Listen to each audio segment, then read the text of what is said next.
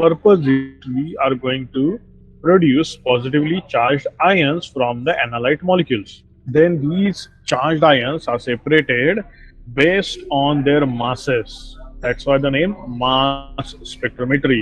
So, principle and basic theory behind mass spectrometry: the substance being analyzed, it may be solid or liquid, is injected into mass spectrophotometer and vaporized at elevated temperature at reduced pressure. The gaseous molecules are bombarded with high energy electrons, which convert some of the molecules into positively charged ions. See, the intention of mass spectrometry uh, for its analysis of the sample is whatever may be the sample, it may be solid or liquid. You convert that into isolated masses, okay, individual molecules. After you convert those into individual molecules, you provide energy. It may be in the form of high energy electrons, or it may be in the form of some chemical reaction. It may be in the form of some high energy electromagnetic radiation. So whatever may be the form of energy, the energy is provided. The purpose is we are going to produce positively charged ions from the analyte molecules. Then these charged ions are separated based on their masses. That's why the name mass spectrometry. So for separating these ions based on their masses, the charge on these masses are also utilized. So magnetic and electric fields in the spectrometer separate the ions according to their mass by charge ratio. Now, how this magnetic and electric field they affect the ions? See, we are stating itself that the ions are positively charged. So obviously, electric field is going to affect their motion. Moreover, when a charge is in motion, it is associated with magnetic field. So without saying, the magnetic field will also affect the motion of the charged species. The vast majority of ions generated carry only a single positive charge, that is Z is equal to 1. So M by Z represents the molecular mass ions because Z value is 1. So whatever we are detecting mass. The spectrophotometer displays a spectrum of peak intensity. Intensity is on y-axis versus M by Z value on the x-axis. So from left to right, the value of M by Z, that is mass, goes on increasing. The peak intensity is shown as a percentage. It is called as relative abundance. So why it is a percentage? It is relative to the abundance of the most abundant peak. The base peak, which is set at 100. We are going to see these concepts in detail. So this is the very primitive or the earlier forms of mass spectrometer. See, vaporized sample is injected over here. This is ionization chamber. You can see a filament that will emit the electron. You can see electrode that will attract the electron, and in this space the vaporized sample will be ionized. Those positively charged ions will be accelerated by these plates, perforated plates or slits. Okay, so those accelerated ions will be entering the electromagnetic field.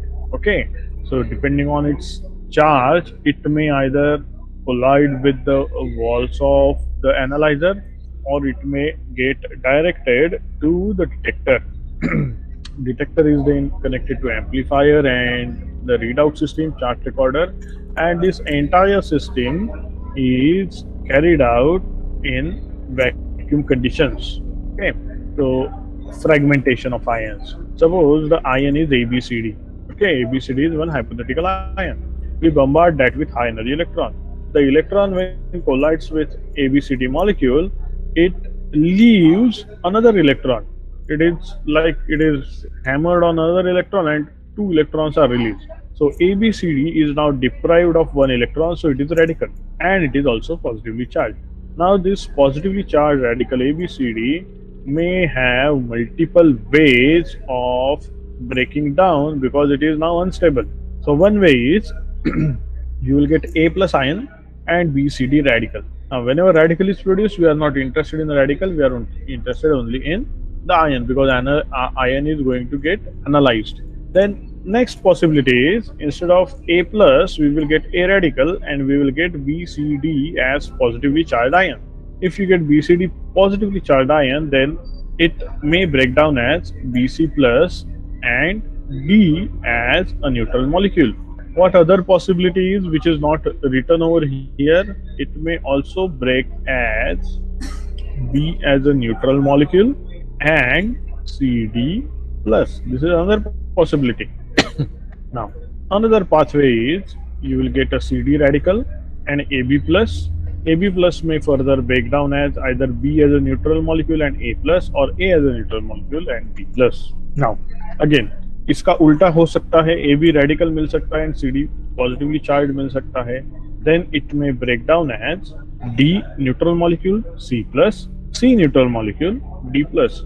So there are numerous possibilities, n number of possibilities by which a molecule which is forming molecular ion, this is called as molecular ion. Okay, the molecule when loses one electron, it produces molecular ion. So molecular ion can break down into large number of ways. Okay, now all these ions, including the radical ion, will be detected by the detector, provided those ions survive through the analyzer. There is also something called as rearrangement ion. See, this is molecular ion, this is called as molecular ion. These are called as fragment ions. These all are fragment ion. These all are fragment ions. This is also fragment ion. Now, out of all these ions, okay, the ion which is most stable or which is present in most abundance relative to other fragment ion, that ion, that fragment ion will be giving you the highest peak.